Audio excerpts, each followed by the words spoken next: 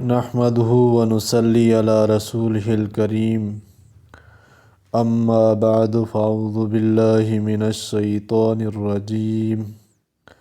بسم اللہ الرحمن الرحیم من اجل ذالک كتبنا على بني إسرائيل أنه من قتل نفسا بغير نفس أو فساد في الأرض فكأنما قتل الناس جميعا من أجل ذلك كتبنا على بني إسرائيل، اسی سبب سے لکھا ہم نے بنی اسرائیل پر، انہو من قتل نفسا بغیر نفس، کہ جو کوئی قتل کرے ایک جان کو بلا عوض جان کے، او فساد فی الارض، یا بغیر فساد کرنے کے ملک میں، فکأنما قتل الناس جميعا، تو گویا قتل کر ڈالا اس نے سب لوگوں کو، ومن احیاها فکأنما احیا الناس جميعا، اور جس نے زندہ رکھا ایک جان کو تو گویا زندہ کر دیا سب لوگوں کو۔ وَلَقَدْ جَاءَتْهُمْ رُسُلُنَا بِالْبَيِّنَاتِ، اور لا چکے ہیں ان کے پاس رسول ہمارے کھلے ہوئے حکم، ثُمَّ إِنَّ كَثِيرًا مِّنْهُمْ بَعْدَ ذَلِكَ فِي الْأَرْضِ لَمُسْرِفُونَ، پھر بہت لوگ ان میں سے اس پر بھی ملک میں دست درازی کرتے ہیں، یعنی ناحق قتل میں جو دنیاوی اور اخروی خسران ہے، اور جو بد نتائج اس پر مرتب ہوتے ہیں، حتیٰ کہ خود قاتل بھی اس حرکت کے بعد بسا اوقات پچھتاتا اور کف افسوس ملتا ہے۔ اسی سبب سے ہم نے بنی اسرائیل کو یہ ہدایت کی۔ ملک میں فساد کرنے کی بہت سی صورتیں ہیں،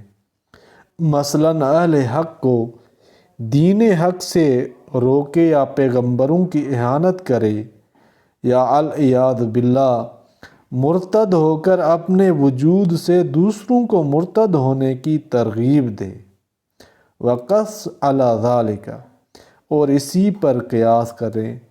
یعنی اول روئے زمین پر بڑا گناہ یہی ہوا کہ قابیل نے حابیل کو قتل کیا، اس کے بعد رسم پڑ گئی، اسی سبب سے تورات میں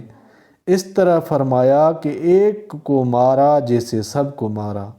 یعنی ایک کے ناحق کا خون کرنے سے دوسرے بھی اس جرم پر دلیر ہوتے ہیں، تو اس حیثیت سے جو شخص ایک کو قتل کر کے بد امنی کی جڑ قائم کرتا ہے، گویا وہ سب انسانوں کو قتل اور عام بد امنی کا دروازہ کھول رہا ہے، اور جو کسی ایک کو زندہ کرتا، یعنی کسی کو ظالم قاتل کے ہاتھ سے بچاتا ہے، گویا وہ اپنے عمل سے سارے انسانوں کو بچانے اور مامون کرنے کی دعوت دے رہا ہے۔ مترجم رحمۃ اللہ علیہ نے بینات سے کھلے ہوئے حکم مراد لیے، اور یہ بھی ممکن ہے کہ بینات سے وہ کھلے کھلے نشان مراد لیے جائیں جن سے کسی پیغمبر کے من عند اللہ ہونے کی تصدیق ہوتی ہو، یعنی بنی اسرائیل کے بہت سے لوگ ایسے کھلے نشان دیکھ کر اور ایسے کھلے احکام سن کر بھی اپنے ظلم و طغیان اور دست درازیوں سے باز نہ آئے۔ انبیاء معصومین کو قتل اور آپس میں ناحق خون کرنا ان کا ہمیشہ سے وتیرہ رہا ہے، اور آج بھی خاتم الانبیاء صلی اللہ علیہ وسلم کے معاذ اللہ قتل یا ایذا رسانی اور مسلمانوں کی تذلیل کے لیے ہر قسم کی ناپاک سازشیں کرتے رہتے ہیں، اور اتنا نہیں سمجھتے کہ جب حکم تورات کے موافق کیف ما اتفق کسی ایک آدمی کا ناحق مار ڈالنا اتنا بڑا جرم ہے کہ گویا اس کا قاتل تمام دنیا کے انسانوں کا قاتل ہے، تو دنیا کے سب سے زیادہ کامل و اکمل انسان اور سب سے زیادہ مقبول و مقدس جماعت کے قتل و ایذا رسانی کے در پہ ہونا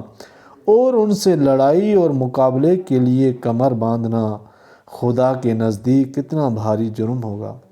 خدا کے سفراء سے لڑائی تو در حقیقت خدا ہی سے لڑائی کرنا ہے۔ شاید اسی لیے اگلی آیت میں ان لوگوں کی دنیاوی اور اخروی سزا کا ذکر کیا گیا ہے جو خدا اور پیغمبر سے لڑائی کرتے ہیں یا دنیا میں طرح طرح کے فساد پھیلا کر